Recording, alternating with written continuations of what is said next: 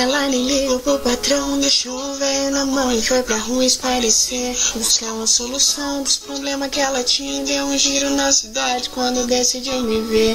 Bateu no meu portão com lágrimas no rosto, quase que eu sinto gosto quando lembro dela assim. Me abraçou apertado num gesto desesperado, saudade mútua ela se entregou pra mim e disse que não tá bem. Fez meu olho brilhar dizendo que tá foda em casa, que os problemas tão demais, capaz de se jogar no mundão sem noção nenhuma do que pensa ou faz. Eu disse então, meu bem, cê sabe que eu sempre te quis, que bom que veio me procurar. Se quiser desabafar, fica à vontade, mas com toda essa saudade eu nem vou te deixar falar. Mulher, cê sabe que eu vou te dizer, seus problemas a gente tem que resolver, mas deixa pra amanhã, deixa pra amanhã, porque hoje eu vou te fazer. Mulher, cê sabe que eu vou te dizer, seus problemas a gente tem que resolver, mas deixa pra amanhã, deixa pra amanhã, porque hoje eu vou te fazer.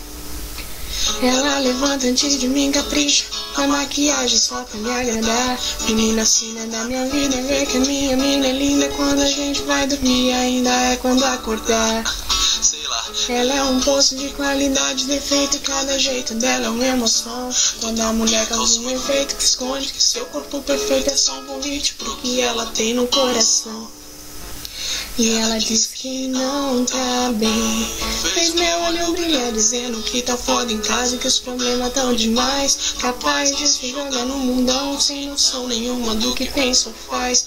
Eu disse então, meu bem, tu sabe que eu sempre te quis, que bom que veio me procurar. Se quiser desabafar, fica à vontade, mas com toda essa saudade eu nem vou te deixar falar. Sabe que eu vou te dizer, seus problemas a gente tem que resolver, mas deixa pra amanhã, deixa pra amanhã, porque hoje eu vou te fazer.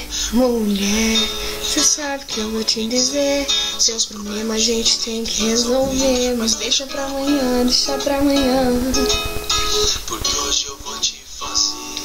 Mulher.